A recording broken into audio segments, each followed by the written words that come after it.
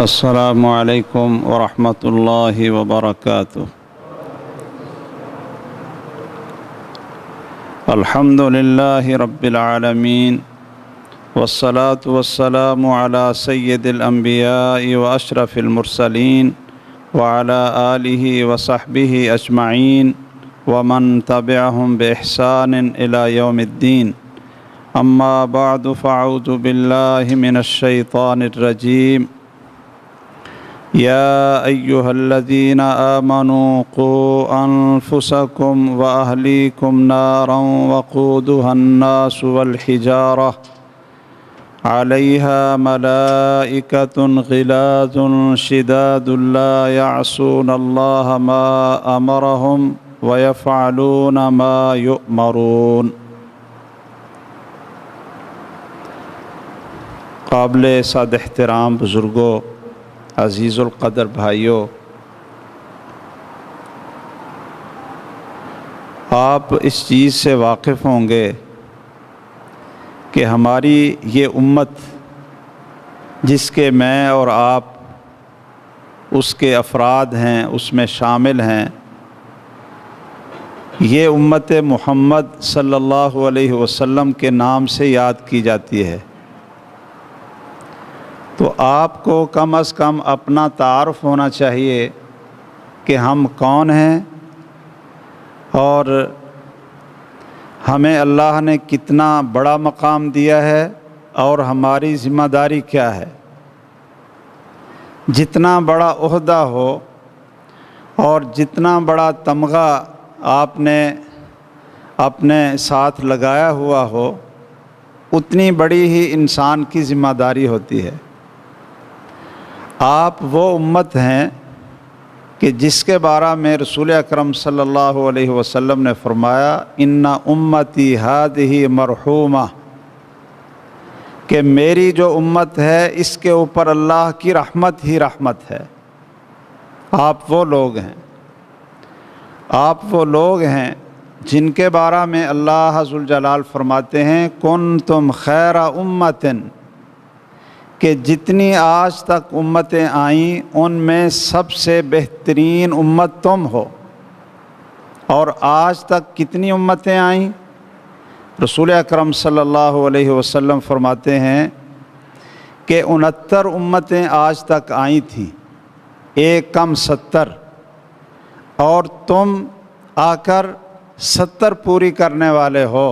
یعنی آپ سے پہلے 69 امتیں آئیں اور آپ 70ویں امت ہیں۔ کیا معنی کہ 70 امتیں پوری ہو گئیں، اور آپ نے فرمایا انتم اکرمھا و افضلھا، اور ان 69 میں آپ سب سے اللہ کے ہاں زیادہ مکرم اور اللہ کے ہاں زیادہ محبوب ہیں۔ پھر اصل میں انسان کو اپنے آپ کو سمجھنا چاہیے۔ آپ وہ لوگ ہیں کہ جب قیامت کے دن اللہ ذوالجلال پہلے انبیاء سے پوچھیں گے، حضرت نوح علیہ السلام ہیں، ان سے پوچھیں گے کہ میں نے جو تمہیں پیغام دیا تھا آپ نے اپنی امت کو پورے کا پورا پہنچا دیا؟ نوح علیہ السلام کہیں گے ہاں جی، میں نے وہ اپنی ذمہ داری پوری کی، اور اے اللہ میں نے تیرا پیغام اس امت کو پورا پہنچا دیا۔ اللہ ذوالجلال اس امت سے پوچھیں گے جو نوح علیہ السلام کی امت ہے، جن کو 950 سال حضرت نوح علیہ السلام نے تبلیغ کی اور تکلیفیں اٹھائیں۔ اللہ تعالیٰ ان سے پوچھیں گے کہ جی آپ کو ہمارے اس پیغمبر نے ہمارا پیغام پہنچا دیا تھا؟ تو وہ نوح علیہ السلام کی امت کہے گی کہ نہیں، آپ کے اس پیغمبر نے ہمیں آپ کا کوئی پیغام نہیں پہنچایا۔ دیکھیں بڑی یہ عجیب بات ہے کہ 950 سال واز کیا ہو اور ساری تکلیفیں اٹھائی ہوں، اور پھر وہ بڑی ڈٹائی سے اللہ کی عدالت میں یہ کہہ دے کہ نہیں جی یہ نعوذ باللہ غلط بیانی کر رہے ہیں، انہوں نے ہمیں کوئی پیغام نہیں پہنچایا۔ تو اللہ ذو الجلال حضرت نوح علیہ السلام سے کہیں گے کہ گواہ پیش کرو، آپ گواہ پیش کرو کہ واقعتاً آپ نے میرا پیغام اس امت تک پہنچا دیا تھا۔ تو نوح علیہ السلام، حالانکہ اللہ جانتے ہیں، فرشتوں نے بھی لکھا ہے، سارا کچھ لکھا ہوا ہے، لیکن عدالت میں ایک جرم کو ثابت کرنے کا جو طریقہ ہے وہ اللہ ذو الجلال اختیار کر رہے ہیں۔ تو نوح علیہ السلام سے کہیں گے، اللہ ذو الجلال فرمائیں گے کہ گواہ پیش کرو۔ تو نوح علیہ السلام کہیں گے کہ ہاں جی میرے پاس گواہ ہیں، اور وہ گواہ کون ہیں؟ وہ فرمائیں گے امت محمد صلی اللہ علیہ وسلم، یہ آپ لوگ ہوں گے، یہ امت محمد ہوگی صلی اللہ علیہ وسلم کے جو وہاں بطور گواہ پیش ہو جائے گی۔ اور ہم گواہی کس بنیاد پر دیں گے؟ قرآن کریم کی بنیاد پر۔ ہمارے پیارے پیغمبر محمد کریم صلی اللہ علیہ وسلم نے ہمیں بتلایا، اور آج ہم اسی قرآن کی تلاوت کرتے ہیں جس میں لکھا ہوا ہے کہ نوح علیہ السلام 950 سال اس قوم میں رہے اور ان کو تبلیغ کرتے رہے، ان کو لا الہ الا اللہ کی دعوت دیتے رہے۔ تو اللہ ہماری گواہی کو قبول فرمائیں گے، وَكَذَلِكَ جَعَلْنَاكُمْ أُمَّةً وَسَطًا لِتَكُونُوا شُهَدَاءَ عَلَى النَّاسِ وَيَكُونَ الرَّسُولُ عَلَيْكُمْ شَهِيدًا، کہ ہم نے اس امت کو بہترین امت بنایا، عادل امت بنایا جو جھوٹ نہیں بولتی، ایسی عادل امت بنایا کہ جس کی گواہی کو اللہ ذو الجلال قبول فرمائیں گے۔ تو اللہ نے جب ہمیں اتنے تمغے دیے ہیں کہ خیر امت مرحومۃ اکرمها وافضلها، کہ تمام امتوں میں سب سے افضل ہے، سب سے بہترین ہے، سب سے عزت والی ہے، تو ہماری ذمہ داری کیا ہے؟ یہ اتنے تمغے ہمیں اس لیے ملے ہیں کہ ہماری شکلیں اور ہماری صورتیں یہ پہلی امتوں سے زیادہ خوبصورت ہیں، یا اس لیے ہم سب سے زیادہ اللہ کو محبوب ہیں کہ ہمارے پاس دولت بہت زیادہ ہے، یا ہم نے ایٹم ایجاد کر لیا ہے، یا ہمارے پاس اسلحہ بہت ہے جو پہلے لوگوں کے پاس نہیں تھا، یا ہم نے ایجادات بہت کی ہیں جو پہلی امتوں کے پاس نہیں تھیں؟ نہیں۔ اگر آپ ان امتوں کی وہ جگہیں دیکھیں جن کا ذکر اللہ نے قرآن میں کیا ہے تو لگتا ہے کہ قوت میں اور ایجادات میں اور اپنی عمارتوں کی بناوٹ میں وہ امتیں ہم سے بہت آگے تھیں۔ صرف ایک وجہ ہے کہ یہ امت سب سے افضل ہے، آپ لوگ اللہ کو سب سے زیادہ محبوب اور مکرم ہیں۔ وہ کیا ہے؟ اخرجت للناس، کہ پہلی امتیں اس لیے آتے رہیں کہ اپنے آپ کو درست کریں، اور لوگوں کو درست کرنے کے لیے ہر بستی میں، ہر علاقے میں اللہ تعالیٰ مختلف یہ پیغمبروں کو بھیج دیتے تھے۔ ایک ایک دور میں 2 پیغمبر، 3 پیغمبر بھی آ جاتے تھے، حضرت موسیٰ علیہ السلام، حضرت ہارون علیہ السلام، حضرت ابراہیم علیہ السلام، حضرت لوط علیہ السلام، یہ سارے ایک ہی دور میں تھے۔ ایک ایک دور میں 2 پیغمبر، 3 4 پیغمبر اللہ بھیج دیتے تھے۔ ہماری اس امت کی ذمہ داری کیا ہے؟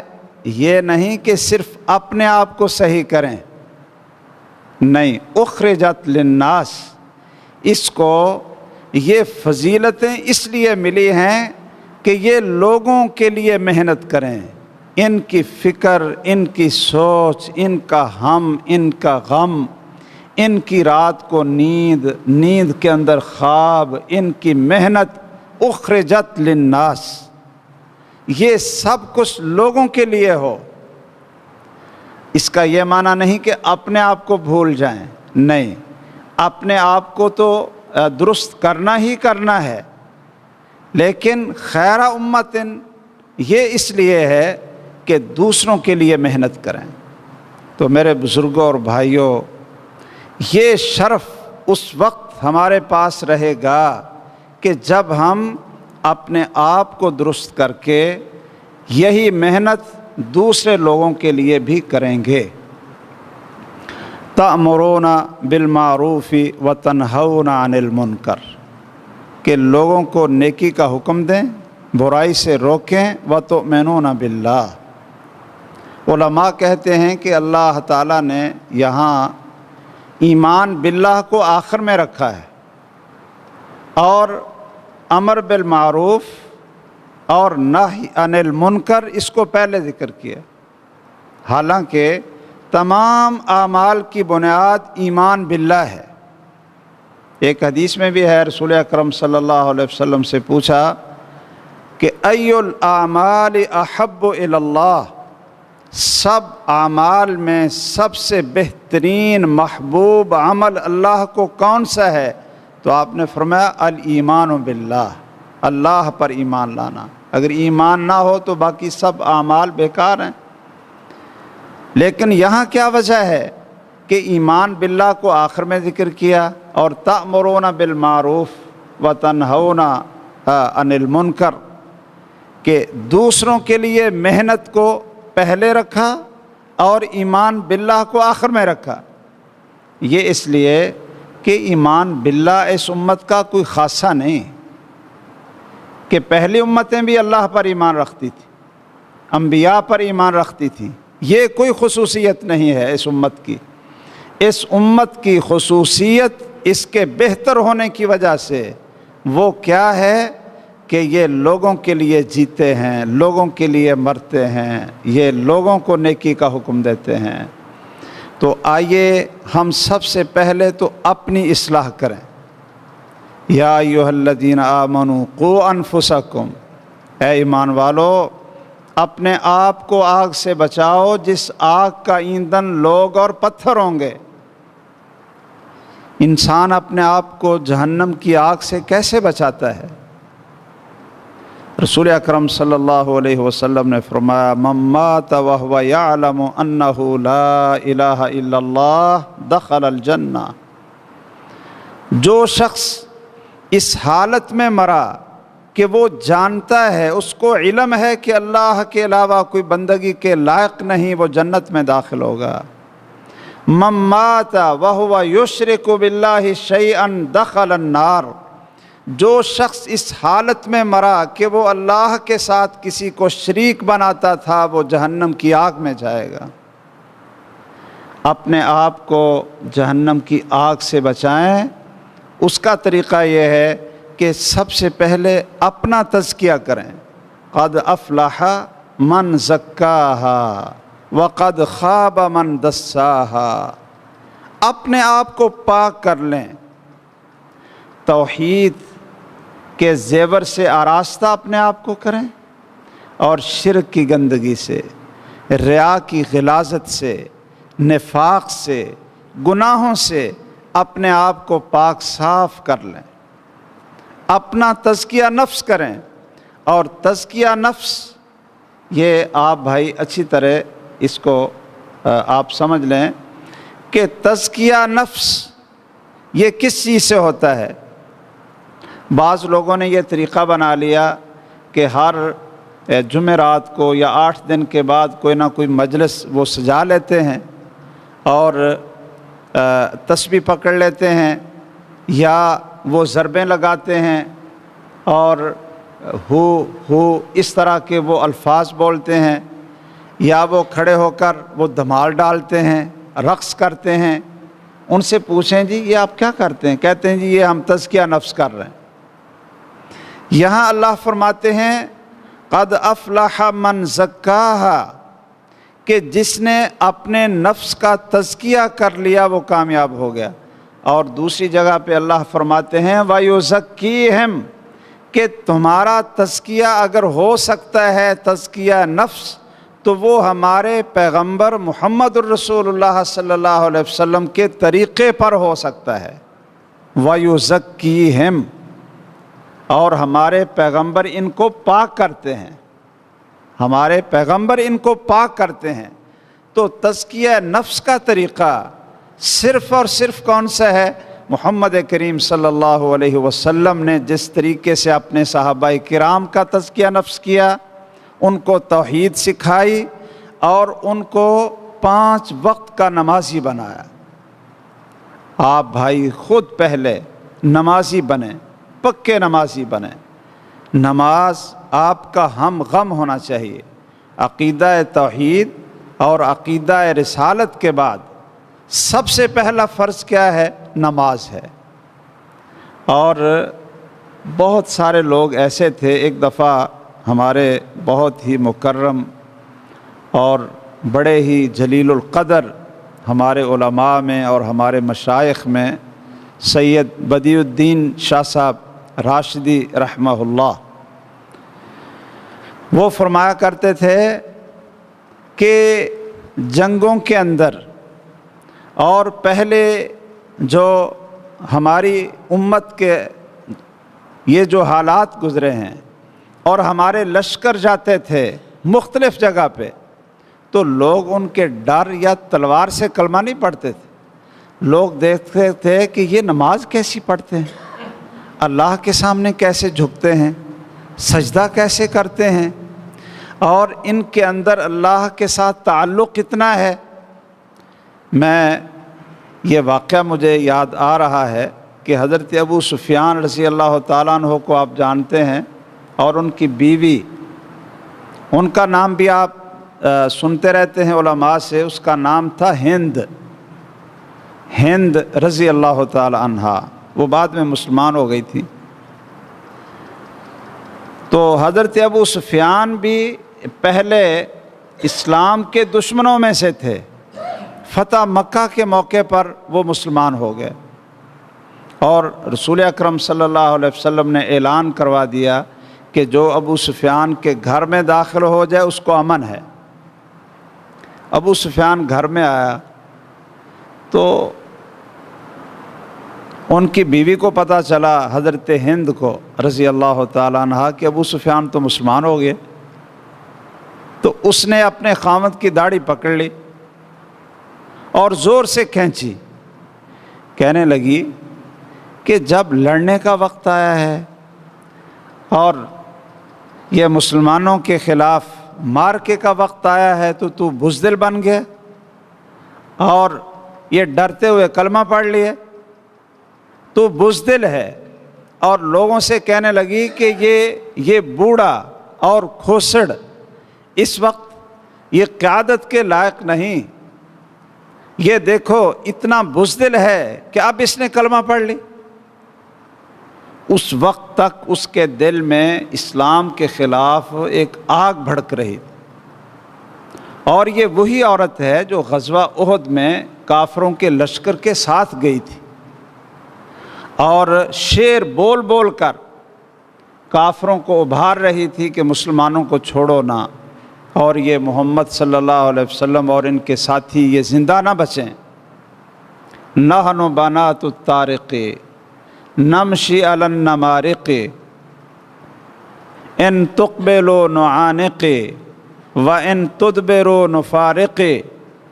یہ شعر پڑھتی تھی، یہ لوگوں کو، اپنے خاوند کو یہ ابھارتی تھی کہ آگے بڑھو، ہم بڑے باعزت لوگوں کی بیٹیاں ہیں اور تمہارے گھروں میں رہتی ہیں، اگر تم نے پیٹھ پھیر کر یہ تم بھاگ پڑے، نفارق کی، ہم تم سے الگ ہو جائیں گے۔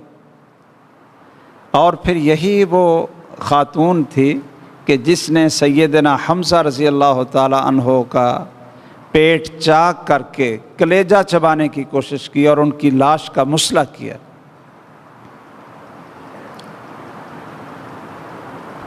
یہ مکہ فتح ہو گیا، ابو سفیان مسلمان ہو گئے، مسلمان مکہ میں داخل ہوئے، اور بیت اللہ میں جا کر مسلمان سب سے پہلے کیا کرتے ہیں؟ طواف کرتے ہیں اور پھر نماز پڑھتے ہیں۔ یہ برقع پہن کر، اپنے آپ کو چھپا کر کے پتہ نہ چلے کہ یہ کون ہے، یہ برقع پہن کر بیت اللہ میں چلی گئی، کہ میں دیکھوں کہ یہ جو مسلمان ہیں یہ کیا شے ہیں کہ انہوں نے پورا عرب فتح کر لی اور اتنا غلبہ ان کو مل گیا ہے. ان کی خوبیاں کیا ہیں؟ کوئی انسان ہیں، یہ جن ہیں، اتنے بہادر ہیں، یہ کیسے لوگ ہیں؟ تو مسلمان سپاہیوں کو، مجاہدین کو دیکھنے کے لیے یہ بیت اللہ چلی گئی. اب وہاں جا کر کیا دیکھا کہ کچھ لوگوں کو دیکھا کہ کھڑے ہو کر وہ قرآن پڑھ رہے ہیں اور رو رہے ہیں. کچھ لوگوں کو دیکھا کہ رکوع میں گئے ہوئے ہیں، اللہ کے سامنے جھکے ہوئے ہیں اور رکوع میں رو رہے ہیں. کچھ مسلمانوں کو دیکھا کہ وہ سجدے میں پڑے ہوئے ہیں اور سجدے میں اللہ ذو الجلال کے سامنے گڑ گڑا رہے ہیں. کوئی کسی حالت میں اللہ کی عبادت میں ہے، کوئی کسی حالت میں اللہ کی عبادت میں ہے. تو واپس آ کر ابو سفیان سے کہتی ہے کہ مجھے بھی لے جاؤ محمد کریم صلی اللہ علیہ وسلم کے پاس، میں بھی اسلام قبول کرنا چاہتی ہوں، میں بھی کلمہ پڑھنا چاہتی ہوں. ابو سفیان نے کہا کہ ابھی تو میری داڑھی نوچ رہی تھی اور مجھے کہہ رہی تھی کہ یہ بزدل ہے، اور تیرے اندر مسلمانوں کے خلاف آگ بھڑک رہی تھی، اب کہتی ہو کہ مجھے رسول اکرم صلی اللہ علیہ وسلم کے پاس لے جاؤ. تو وہ کہنے لگی، اس نے قسم اٹھائی، واللہ، یہ بڑا عجیب جملہ اس نے بولا تھا. یہ حافظ بن حجر رحمہ اللہ نے الاصابہ میں یہ انہی کے ترجمے میں اور ان کی سیرت میں یہ نقل کیا ہے. کہنے لگی، اللہ کی قسم، جب سے بیت اللہ کی تعمیر ہوئی ہے، حضرت ابراہیم علیہ السلام کے دور سے لے کر، کہتی ہے جب سے بیت اللہ کی تعمیر ہوئی، جب سے بیت اللہ بنا، اس بیت اللہ کے اندر اللہ کی بندگی اور خالص عبادت کا حق ادا نہیں ہوا. آج رات میں نے دیکھا ہے کہ واقعتاً بیت اللہ میں جس طرح اللہ کی عبادت ہونی چاہیے تھی ویسے ہو رہی ہے. اللہ کی قسم، میں نے ان لوگوں کو دیکھا، کوئی رکوع میں ہے، کوئی سجدے میں ہے، کوئی کھڑا ہے اور اللہ کے سامنے گڑ گڑا رہے ہیں. یہ برے لوگ نہیں ہیں، یہ ڈاکہ ڈالنے والے نہیں ہیں، یہ اللہ سے بھاگنے والے اور بغاوت کرنے والے نہیں ہیں.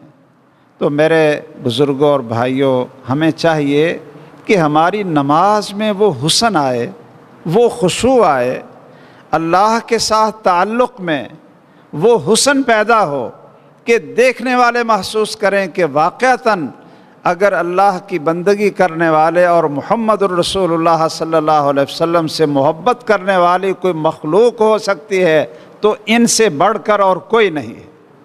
ہر ادا میں، ہر بات میں، ہر کام میں، ہمارے ہر طریقے میں، کھانے میں، پینے میں، لباس میں، نماز میں کس چیز کی جھلک آئے؟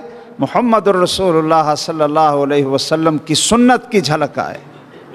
مجھے بڑی اچھی طرح یاد ہے کہ ہمارے وہ علماء کرام جن کی وجہ سے اللہ نے بستیوں کی بستیاں وہ توحید کے نور سے منور کیں اور اللہ کے رسول صلی اللہ علیہ وسلم کی سنت کے مراکز بنے، ان میں ہمارے مولانا محمد حسین صاحب شیخو پوری رحمہ اللہ اور مولانا منظور صاحب بھی ہیں.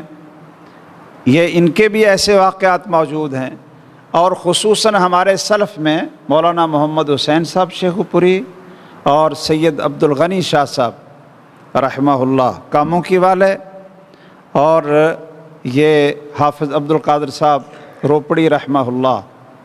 یہ پاکستان تو یہ تو بہت نزدیک ہے، انہوں نے پوری دنیا میں جا کر اللہ کی توحید پھیلائی ہے. جب کسی گاؤں میں جاتے نا تو سارے گاؤں والے اکٹھے ہو جاتے.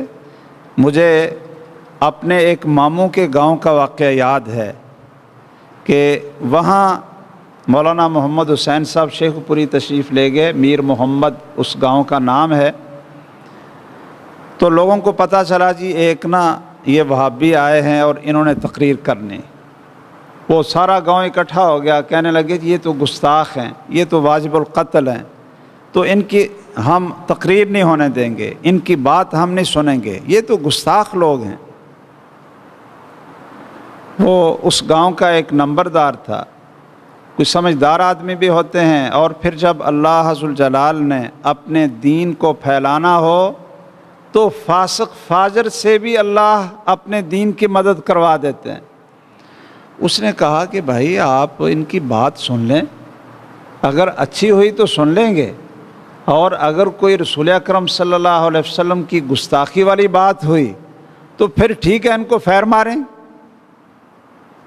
وہ سارے چوک میں اکٹھے ہو گئے، اور مولانا محمد حسین صاحب اللہ ان کی قبر کو منور فرمائے، وہ اپنی تقریروں میں جہاں توحید بیان کرتے تھے نا بڑے یہ سہل انداز میں، وہاں اپنی تقریروں میں رسول اکرم صلی اللہ علیہ وسلم کے فضائل، مناقب اور معجزات بھی بڑے بیان کرتے تھے، تاکہ ان کا یہ جھوٹا پروپیگنڈا یہ ختم ہو سکے، اس کا توڑ کیا جا سکے، جی یہ گستاخ ہے، یہ گستاخ ہے۔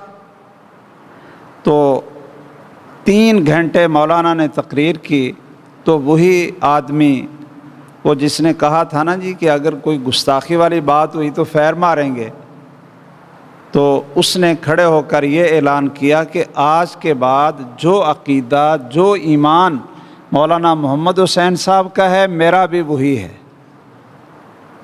اور اس گاؤں میں اللہ کے فضل سے بہت بڑی مسجد ہے، اور لڑکیوں کا یہ دینی تعلیم کا ادارہ ہے، اور ماشاءاللہ بہت مضبوط اور بڑی پختہ جماعت اللہ تعالیٰ نے بنا دی۔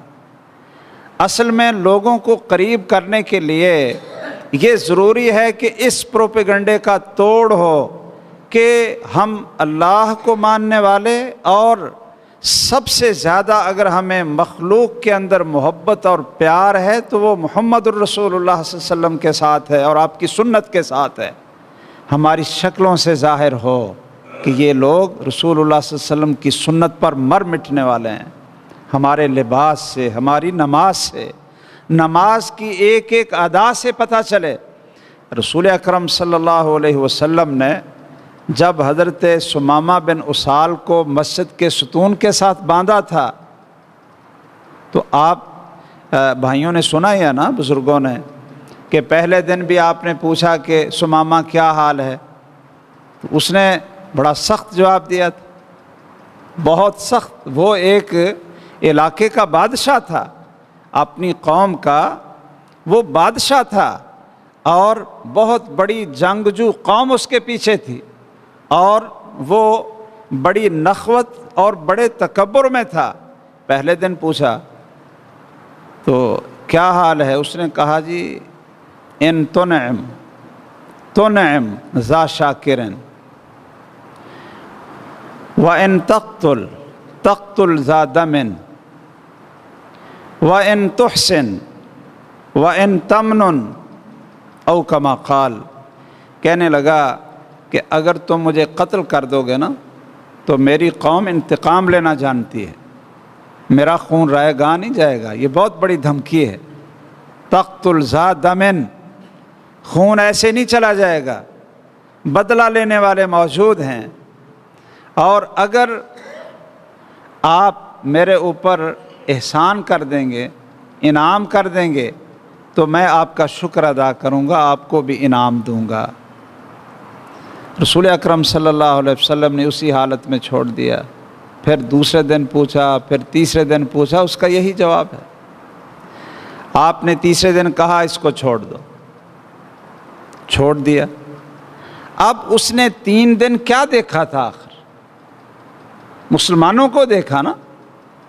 ایسا نہیں ہونا چاہیے کہ ہماری مسجد میں کوئی نماز پڑھنے کے لیے آئے تو ہم پہلے دن ہی اس کو کہیں کہ بھائی شلوار اونچی کر لو اور اس طرح پاؤں کو بھی ساتھ ملا لو اور اس طرح نماز پڑھو، ایسے نماز پڑھو۔ نہیں، آئے جیسے اس کو نماز آتی ہے ویسے پڑھے، ویسے پڑھے، وہ ہمیں دیکھے۔ کم از کم اس کا آنا اور ہمیں دیکھنا، نماز پڑھنا، یہی بہت بڑی بات ہے۔ تو حضرت ثمامہ رضی اللہ تعالیٰ عنہ نے 3 دن دیکھا وہ مسجد کا ماحول، آخر تیسرے دن چھوڑا ہے تو اس نے صحابہ سے پوچھا کہ مسلمان ہونے کا طریقہ کیا ہے؟ جی مسلمان ہونے کا طریقہ کیا ہے؟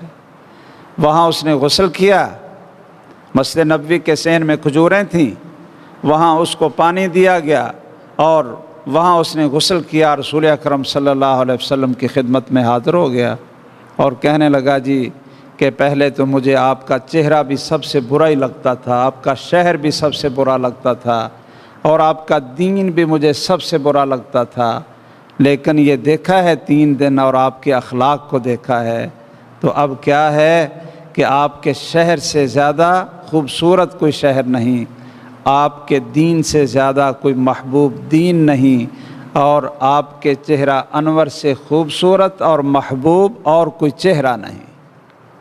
اور کہنے لگا مجھے حکم دیجیے اب میں کیا کروں؟ جتنی یہ اناج تھا وہ سارے کا سارا مکہ مکرمہ یہ ان کی طرف سے جاتا تھا۔ اس نے کہا جی میں ان کا سارا نہ، جیسے آپ کہتے ہیں نا حکا پانی بند کر دوں۔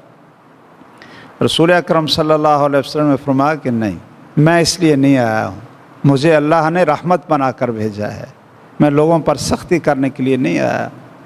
تو میں یہ عرض کر رہا تھا کہ ہم اپنے آپ کو درست کریں، یہ تو ہمارا فرض ہے ہی، اور دوسرا فرض جس کی وجہ سے اللہ نے ہمیں شرف دیا ہے وہ ہے کہ لوگوں کے لیے محنت کریں۔ وَقُوا أَنفُسَكُمْ وَأَهْلِيكُمْ نَارًا، کہ اپنے گھر والوں پہ سب سے پہلے شروع کریں۔ یہ کیا وجہ ہے کہ بڑے بڑے بزرگ ماشاءاللہ نمازی نظر آ رہے ہیں، نوجوان نظر نہیں آتے؟ کیا ایک گھر میں ایک فرد صحیح ہو جائے تو اس کو چاہیے کہ وہ اپنی اولاد کو بھی، اپنی بیوی کو، اپنی بیٹیوں کو بھی جہنم سے بچانے کی کوشش کرے۔ انسان تو اپنی اولاد کی تکلیف کو برداشت نہیں کر سکتا۔ بچے کو بخار ہو جائے تو ہمارا کیا حال ہوتا ہے؟ بچے کو بخار ہو جائے نا تو بیوی نہیں ٹکنے دیتی، لے جاؤ اس کو کسی ڈاکٹر کے پاس لے جاؤ، اور وہاں سے صحیح نہیں ہوا، نہیں جی ڈاکٹر بدل دو، دوسرے کے پاس لے جاؤ، تیسرے کے پاس لے جاؤ۔ اولاد کی تکلیف دیکھی نہیں جا سکتی، لیکن کیا کوئی شخص یہ برداشت کر لے گا کہ اپنے سکے بھائی کو جہنم کی آگ میں جلتا ہوا دیکھے، اپنے بیٹے، اپنی اولاد کو، اپنی بیوی کو جہنم کی آگ میں دیکھے؟ رسول اللہ عز وجل فرماتے ہیں جنتی جہنمیوں سے پوچھیں گے ما سلککم فی سقر، تم جہنم میں کیسے آئے؟ وہ کہیں گے لم نک من المصلین، کہ ہم نمازی نہیں تھے، نمازی نہیں تھے۔ تو ہمیں اپنے گھر سے فکر کریں کہ ہمارے بچوں نے قرآن پڑھ لیا ہے، بچیوں نے قرآن پڑھ لیا ہے، گھر گئے ہیں، باپ یہ تو پوچھتا ہے کہ اسکول گئے کہ نہیں، اسکول کا کام کیا ہے کہ نہیں۔ اگر بچہ کمزور ہونا تو ہم کہتے ہیں جی ٹیوشن رکھو، اور اس کو تنخواہ بھی دیتے ہیں، بڑے پیسے دیتے ہیں کہ یہ بچہ کسی لحاظ سے کمزور نہ یہ رہ جائے۔ اور میرے بزرگوں اور بھائیوں، یہ جا کر کیوں نہیں پوچھتے کہ آج 5 وقت کی نمازیں پڑھی ہیں کہ نہیں؟ بچوں کو، جو چھوٹے بچے ہیں ان کو انعام پہ لگا دو، ہاں بھئی کہ جو حاضری لگوائے کہ 5 نمازیں پڑھی ہیں اس کو یہ انعام، آج KFC کا کھانا اس کو کھلائیں۔ عادت ڈالنے کے لیے بچوں کو انعام رکھ دیں، شوق دلائیں، اور اپنے گھر والوں کو بھی وَأْمُرْ أَهْلَكَ بِالصَّلَاةِ وَاصْطَبِرْ عَلَيْهَا، اپنے گھر والوں کو بھی نماز کا حکم دو۔ اور پھر جو آپ کے آس پڑوس کے لوگ ہیں نا، بستی میں لوگ ہیں، سب کو کھینچ کر مسجد کی طرف لائیں، پیار سے، محبت سے۔